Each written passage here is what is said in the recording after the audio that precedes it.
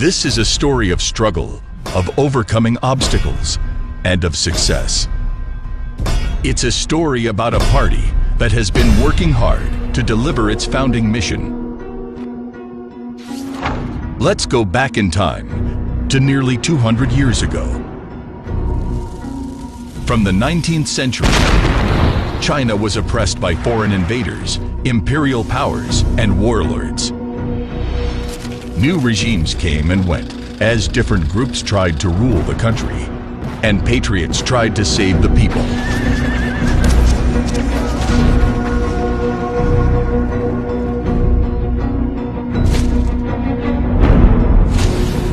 There were many struggles, but a series of movements paved the way for the development of communism nationwide. And in 1921, the Communist Party of China was born.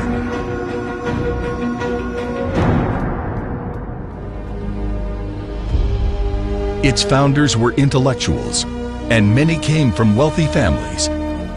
They claimed their goals were to make China independent, strong, proud again, and an equal to other nations. From 1924 to 1927, the CPC formed an alliance to end China's warlordism and imperialism with the KMT, who ruled China then, but represented very different interests. However, the relationship fell apart in 1927 when the KMT launched a bloody purge against the CPC. A civil war started between the two sides that went on for many years. The KMT was more powerful initially, defeating the CPC's Red Army on several occasions.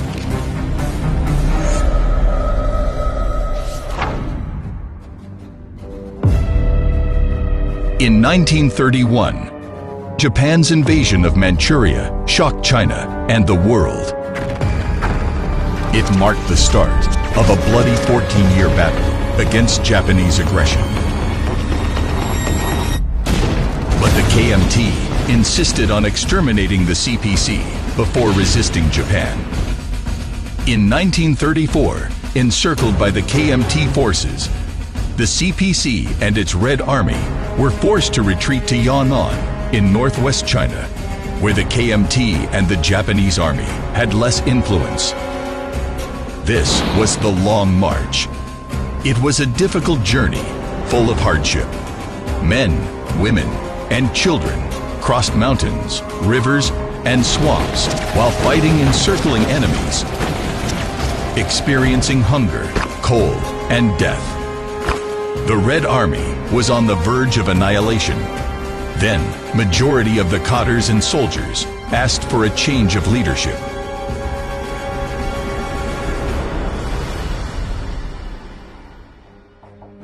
In 1935, a new military leadership was established under Mao Zedong, and people began to rally behind the CPC.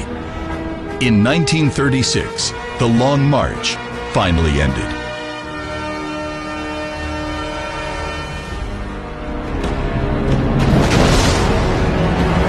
Japan attacked the Marco Polo Bridge near Beijing in 1937.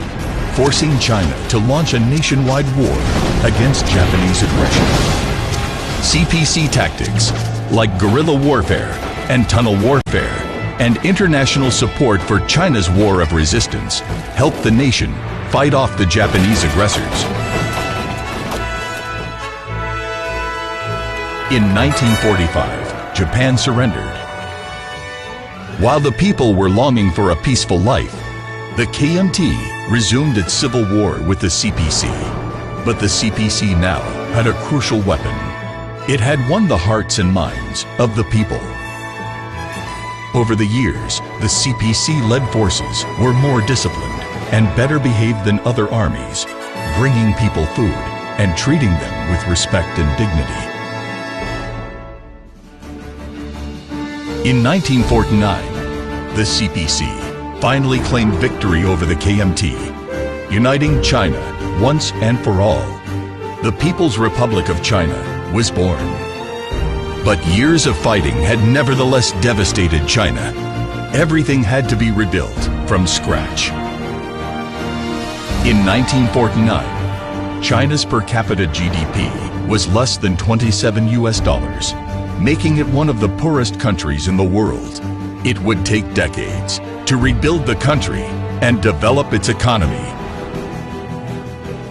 There were many hurdles along the way, but under the CPC leadership, the country and its people were spurred by the desire for progress.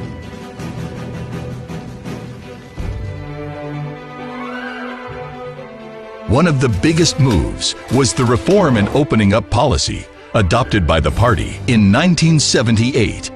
It unleashed China's potentials, and within a few decades, the country became the world's second largest economy. The nation has made leaps and bounds on productivity, science and technology, space exploration, and overall modernization. China has become a totally different country from what it used to be in 1921 when the CPC was established.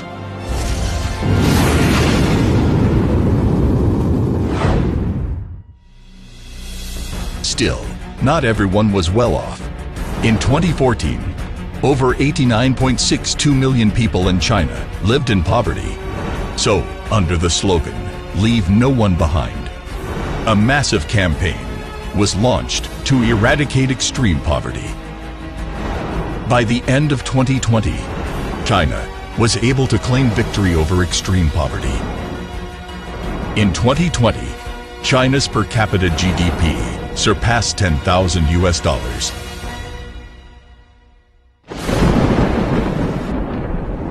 When the CPC was founded 100 years ago, the divided nation and its people were bullied by foreign powers, and their future looked rather bleak. Today, China has embarked on a new journey of realizing national rejuvenation and peaceful development. The CPC history is filled with legendary figures and events. But its main focus has always been the people. This has guided it for the past 100 years. How will the CPC write its story for the next 100 years?